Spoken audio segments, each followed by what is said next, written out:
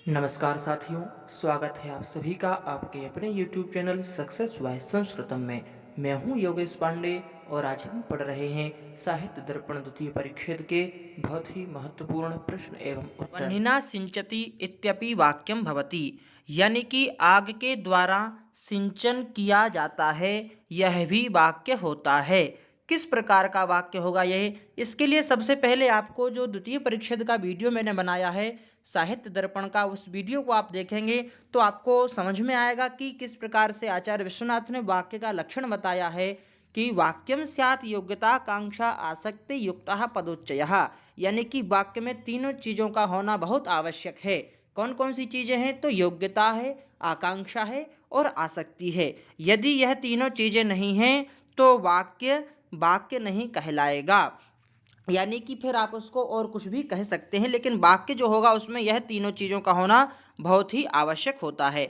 तो यदि हम वाक्य बनाते हैं वह्निना सिंचति यह, तो यह वाक्य कहलाएगा। किस प्रकार का वाक्य कहलाएगा? तो योग्यता विरहे, यानी योग्यता का अभाव है इस वाक्य में। किस प्रकार की योग्यता का अभाव है? तो आपको देखने को मिलेगा वह्निना सिंचति, यानी आग के द्वारा सिंचन किया जाता है।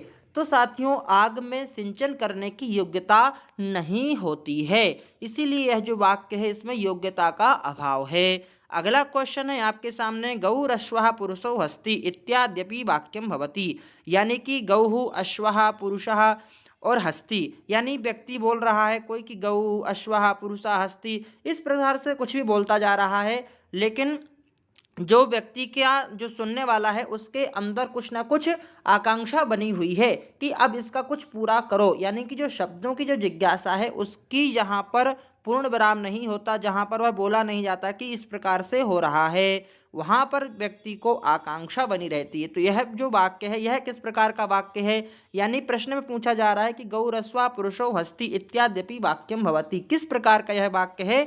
तो बताते हैं कि आकांक्षा विरहे, इसमें आकांक्षा का अभाव है। यह इस प्रकार का यदि वाक्य होगा तो। तीसरा प्रश्न है आपका, पदोच्चयः किम उच्यते। पदोच्चय यानी पद का समूह क्या कहलाता है? वाक्य कहलाता है, महावाक्य कहलाता है, पद कहलाता है अथवा शब्दार्थ कहलाते हैं। जो पदों का समूह होता है साथियों वह वाक्य कहलाता है। पदोच्चयः वाक्यम, ठीक है। फिर वाक्यम महावाक्यम च इति द्विधा, वाक्य भी फिर दो प्रकार के होते हैं। अगला क्वेश्चन है आपका कि आचार्य विश्वनाथ मते अर्थः कतिविधः। आचार्य विश्वनाथ ने साहित्य दर्पण में अर्थ कितने प्रकार के बताए हैं? तो साथियों, अर्थ तीन प्रकार के बताए हैं।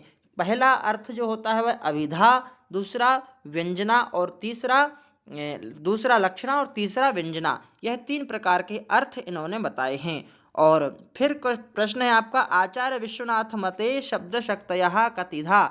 आचार्य विश्वनाथ के अनुसार शब्द की शक्तियाँ जो हैं वह कितने प्रकार की होती हैं? तो वह भी तीन ही प्रकार की होती हैं। पहली शब्द शक्ति अभिधा शब्द शक्ति को कहा जाता है, और दूसरी जो शब्द शक्ति होती है वह लक्षणा शब्द शक्ति होती है, और तीसरी जो शब्द शक्ति होती है साथियों वह व्यंजना शब्द शक्ति होती है। ठीक है, यह तीन प्रकार की शब्द शक्तियाँ आचार्य विश्वनाथ ने मानी हैं।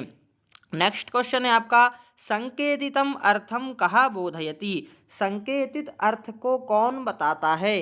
तो अभिधा शब्द शक्ति जो होती है वह संकेत के अर्थ को बताती है, यानी कि संकेत यानी पहला जो अर्थ होता है, हम किसी भी चीज़ को देखते हैं, किसी वस्तु को देखते हैं, किसी पदार्थ को देखते हैं या फिर किसी वाक्य को सुनते हैं, तो पहला जो अर्थ हमें ग्रहण होता है उसी को ही अभिधा के द्वारा समझा जाता है, उसी अर्थ को ही संकेतित अर्थ भी कहा जाता है। नेक्स्ट क्वेश्चन है आपका, रूढ़ी प्रयोजनवती भवती। रूढ़ी और प्रयोजनवती यह किसके भेद हैं दोनों? तो यह दोनों लक्षणा शब्द शक्ति के भेद हैं। रूढ़ी प्रयोजनवती, रूढ़ी और प्रयोजन यह दो प्रकार की जो है प्रथम भेद जो होते हैं लक्षणा के, लक्षणा शब्द शक्ति के, यह दो ही होते हैं। फिर आगे चल करके टोटल आचार्य विश्वनाथ ने जो लक्षणा शब्द शक्ति के भेद माने वह कितने माने हैं? 80 भेद, यानी 80 भेद माने हैं। नेक्स्ट क्वेश्चन है हमारा, अजहत स्वार्था कथ्यते। अजहत स्वार्था कही जाती है, कौन सी लक्षणा यहाँ पर जो है या कौन सी शब्द शक्ति हमारी जो है वह अजहत स्वार्था कही जाती है? उपादान लक्षणा, लक्षण लक्षणा, व्यंजना या फिर तात्पर्य शब्द शक्ति, शब्द शक्ति। तो यहाँ पर जो उपादान लक्षणा है इसी को ही अजहत स्वार्था कहा जाता है। याद रखिए, अजहत स्वार्था और जहत स्वार्था यह दो प्रकार की लक्षणा के ही भेद होते हैं, जो कि अजहत स्वार्था कहा जाता है उपादान लक्षणा को और जहत स्वार्था कहा जाता है लक्षण लक्षणा को। ठीक है, व्यंजना अलग हो गई और तात्पर्य शब्द शक्ति तो अलग है ही। नेक्स्ट क्वेश्चन है कि शाब्दी तथा आर्थी इति भेदद्वयम् शब्द शक्ति है अस्ति, यानी शाब्दी और आर्थी यह जो दो भेद हैं यह कौन सी शब्द शक्ति के होते हैं? तो यह व्यंजना शब्द शक्ति के दो भेद होते हैं, पहला होता है शाब्दी और दूसरा होता है आर्थी। फिर शाब्दी के भी और आर्थी के भी भिन्न भिन्न भेद होते जाते हैं। ठीक है, नेक्स्ट क्वेश्चन है आपका शाब्दी व्यंजनायाः भेदौ स्तः, यानी शाब्दी जो व्यंजना है जो अभी मैंने आपको बताई थी इसके कितने भेद होते हैं, या फिर इसमें से कौन कौन से इसके भेद हैं? अभिधा मूला, लक्षणा मूला, व्यंजना मूला या अभिधा लक्षणा मूला। तो साथियों यहाँ पर जो आपका सही आंसर है वह कौन सा है? अभिधा लक्षणा मूला। अभिधा लक्षणा मूला जो है यह शाब्दी व्यंजना के भेदों के अंतर्गत आता है।